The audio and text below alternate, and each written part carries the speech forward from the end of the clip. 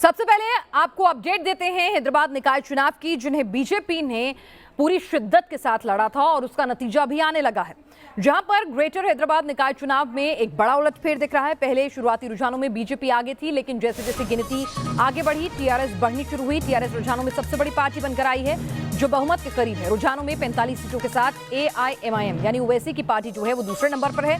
लेकिन आपको बता दें कि हैदराबाद जो ओल्ड हैदराबाद है, सिर्फ ओवैसी की पार्टी वहीं पर ही जो है वो अपनी बढ़त बनाए हुए है। बीजेपी रुझानों में 30 सीटों पर आगे चल रही है, कांग्रेस 4 सीटों पर आगे है। तो कहीं ना कहीं बीजेपी, अगर हम देखें साल 2016 के प्रदर्शन से, तो उससे बहुत आगे निकल गई है हैदराबाद निकाय चुनाव में। लेकिन एआईएमआईएम के गढ़ में सेंधमारी, जो पुराना हैदराबाद है, जो ओल्ड हैदराबाद है, जिसे ओवैसी का हैदराबाद कहा जाता है, वहां पर उनकी पार्टी जो है वो पूरी तरह से सुपड़ा साफ किए हुए है। टीआरएस 70 सीटों के साथ बढ़त बनाए हुए है, कांग्रेस को 4 सीटों पर बढ़त मिली हुई।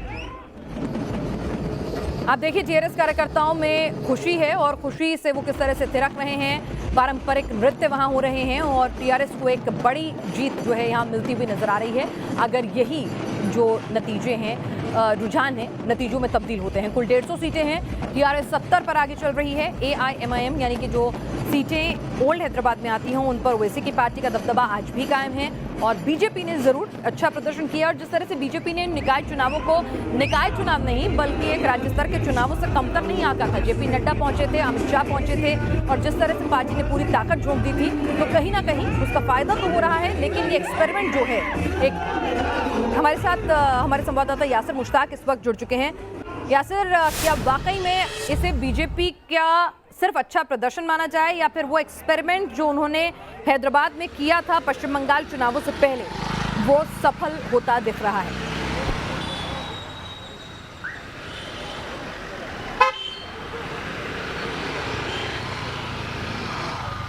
बिल्कुल, देखिए इसको अच्छी जीत भी माना जाएगा, और जो एक्सपेरिमेंट किया था, जो स्ट्रेटजी बनाई गई थी, उससे भी सफल माना जाएगा।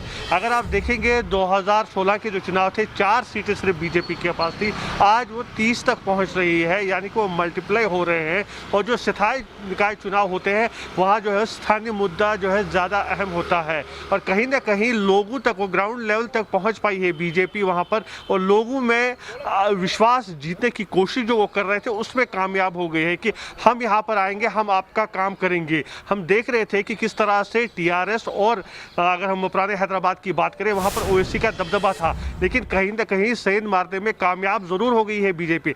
भले ही उनको 70 सीटें नहीं मिली हो, वो मेयर न बना सके, लेकिन जिस तरह उन्हें इस तरह रुझान इस वक्त सामने आ रहे हैं, और जो आंकड़े हम देख रहे हैं, अच्छी जीत मिली है। 30 के करीब भी अगर उन्हें सीटें मिलती हैं, तो इनकी बीजेपी के लिए एक बड़ी जीत है, क्योंकि पहले 4 सीटों से सीधे 30 पर पहुंचना कम नहीं है। लेकिन बात यह है कि जिस तरह से वहां पर प्रचार किया गया, राष्ट्रीय स्तर पर प्रचार किया गया, एक स्थायी चुनाव के बजाय जो है राष्ट्रीय चुनाव जैसा बन गया था, तो लोगों को उम्मीद थी कि शायद बीजेपी 70 या 80 सीटों तक पहुंच पाती। लेकिन क्योंकि स्थायी चुनाव था, मुद्दे जो है लोगों के सामने वो स्थायी मुद्दे ही है, और यही वजह है कि हम देख रहे हैं कि वो 70 सीटें नहीं पहुंचेंगे, 30 सीटें जरूर पहुंच पाई। और बीजेपी के लिए कहीं ना कहीं ये फायदेमंद है, क्योंकि अगर हम देखें 2023 में जो है विधानसभा चुनाव होने वाले हैं, उससे पहले आपको अगर इस तरह से लोगों का समर्थन मिलता है, तो कहीं ना कहीं ये जो है फायदा फिर विधानसभा चुनाव में जरूर मिलेगा। क्योंकि अगर हम इस चुनाव की बात करें जेएमएचएस की, तो ये जो चुनाव है 24 विधानसभा सीटें हैं, इसके अंदर 5 लोकसभा सीटें आती है, तो कहीं ना कहीं बीजेपी वहां पर अपनी बेस बनाने में कामयाब हो गई है। और अगले 2 साल अगर बीजेपी इसी तरह से काम करती रही, तो इसका सीधा असर जो है विधानसभा चुनाव पर पड़ेगा। बिल्कुल, और जिस तरह से 2 पार्टी फाइट्स जहां पर होती है, तो वहां पर तीसरे विकल्प के लिए हमेशा, एक चेंज के लिए लोगों के पास हमेशा